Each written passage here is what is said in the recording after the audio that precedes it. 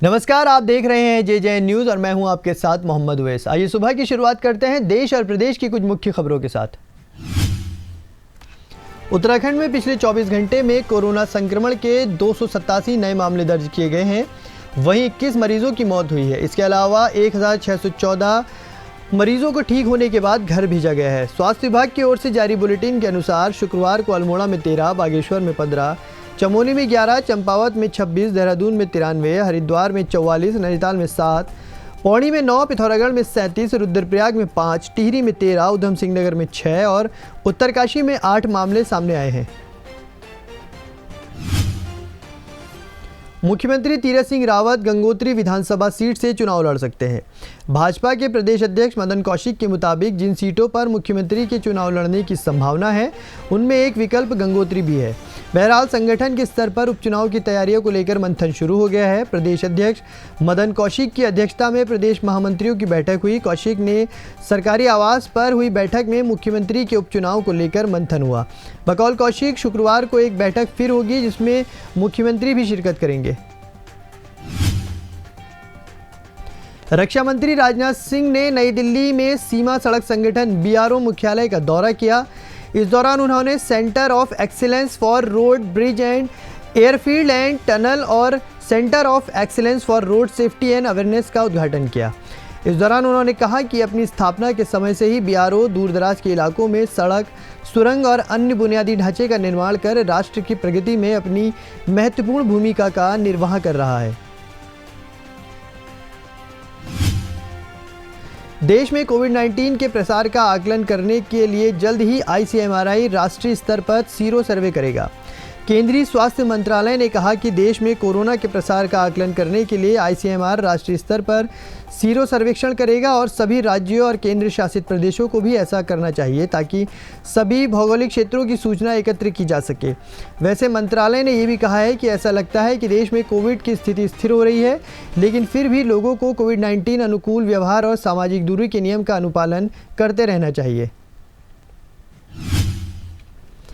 Corona महामारी में लोगों की आर्थिक मदद के लिए सार्वजनिक क्षेत्र के देश के सबसे बड़े बैंक SBI ने कवच पर्सनल लोन को लॉन्च किया है। इसका फ़ायदा केवल कोरोना के मरीज़ अपने और परिवार के इलाज के लिए उठा सकते हैं। कवच पर्सनल लोन को SBI के प्रमुख दिनेश खारा ने लॉन्च किया। ये लोन 25,000 से 5 लाख तक का होगा और लोन की अवधि 5 साल की हो सकती है। इंटरेस्ट रेट केवल 8.5% होगा। इसमें 3 महीने का मोरेटोरियम भी शामिल होगा। मोरेटोरियम पीरियड के दौरान EMI नहीं जमा करने पर बैंक आपके खिलाफ कोई कार्रवाई नहीं करेगा।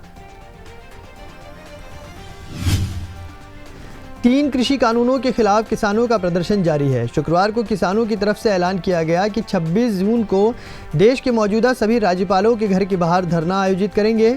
संयुक्त किसान मोर्चा ने ऐलान किया कि वो 26 जून को अपने प्रदर्शन के दौरान काले झंडे भी दिखाएंगे और राष्ट्रपति रामनाथ कोविंद को अपनी मांगों से संबंधित मेमोरेंडम भी सौंपेंगे। किसान नेता इंद्रजीत सिंह ने कहा कि उस दिन को खेती बचाओ लोकतंत्र बचाओ दिवस के तौर पर मनाया जाएगा। One nation one ration card योजना लागू करने में आनाकानी को लेकर शुक्रवार को सुप्रीम कोर्ट ने पश्चिम बंगाल सरकार को सख्त निर्देश दिए हैं। कोर्ट ने कहा कि बिना किसी बहाने के पश्चिम बंगाल सरकार ये योजना तत्काल लागू करे। कोर्ट ने साफ कहा कि आप एक के बाद दूसरी समस्या नहीं गिना सकते हैं। अब प्रवासी मजदूरों का मामला है। प्रवासी मजदूरों को सस्ते दर पर या मुफ्त इलाज दिए जाने के मामले में सुप्रीम कोर्ट ने अपना फैसला सुरक्षित कर लिया है। सुनवाई में आखिरी दिन में सुप्रीम कोर्ट ने पश्चिम बंगाल सरकार से कहा कि उसे केंद्र सरकार की एक देश एक राशन कार्ड योजना को लागू करना ही होगा। कोरोना महामारी के चलते अब सरकारी कार्यालयों में कॉस्ट कटिंग की जाएगी। महामारी के बाद पहली बार केंद्र सरकार के विभाग और मंत्रालय ओवर कॉस्ट भत्ता और पुरस्कार आदि जैसे खर्चों में 20% की कटौती करेंगे। केंद्र सरकार ने फिजूल खर्ची और ओवर डेट एक्सपेंजर पर अंकुश लगाने का आदेश दिया है, जो कर्मचारियों के ओवरटाइम भत्ते जैसे कई चीज़ों पर प्रभाव डालेगा। बताया जा रहा है कि गुरुवार को वित्त मंत्रालय के एक्सपेंडिचर डिपार्टमेंट ने सरकार के सभी सचिवों, मंत्रालयों के वित्तीय सलाहकारों और विभागों को ऑफिस मेमोरेंडम भेजा था, जिसमें नियंत्रण व्यय में 20% की कटौती करने के लिए कहा गया था। बॉलीवुड एक्टर सोनू सूद कोरोना काल में तमाम लोगों के लिए फरिश्ता साबित हुए हैं। लोग उन्हें तरह तरह से धन्यवाद कह रहे हैं। सोशल मीडिया पर अब सोनू सूद ने अपने एक फ़ैन की तस्वीर शेयर की है जो उनसे मिलने 700 किलोमीटर पैदल चलकर मुंबई पहुंचा है। वेंकटेश नाम का ये फ़ैन हैदराबाद से मुंबई बिना चप्पलों के पहुंचा है। वेंकटेश नाम के फ़ैन के साथ फ़ोटो शेयर करते हुए सोनू सूद ने ट्वीट किया, वेंकटेश, मेरे द्वारा ट्रांसपोर्टेशन की व्यवस्था कराए जाने के बावजूद इस लड़का मुझसे मिलने के लिए नंगे पांव हैदराबाद से चलकर मुंबई पहुंचा है। वो वाकई प्रेरणा स्रोत है और मैं उसका आभारी हूं। भारत की स्टार पहलवान विनेश फोगाट ने शुक्रवार को पोलैंड ओपन में 53 किलोग्राम में स्वर्ण पदक जीता है। फाइनल में यूक्रेन की क्रिस्टियाना बेरेजा के खिलाफ उन्होंने एक भी अंक नहीं गंवाया और 8-0 से जीत दर्ज की है। 26 साल की विनेश का ये सत्र का तीसरा खिताब है। उन्होंने मार्च में मार्टिगो पेलिको और अप्रैल में एशियाई चैंपियनशिप का स्वर्ण पदक भी अपनी झोली में डाला था। इस जीत से ऐसा लगता है कि विनेश टोक्यो ओलंपिक में शीर्ष वरीय पहलवान बन जाएंगी। विनेश में अपने ज़्यादातर अंक डबल लेग अटैक से बनाए, जबकि 2019 यूरोपीय रजत पदक विजेता बेरेजा पूरे मुकाबले में रक्षात्मक बनी रही।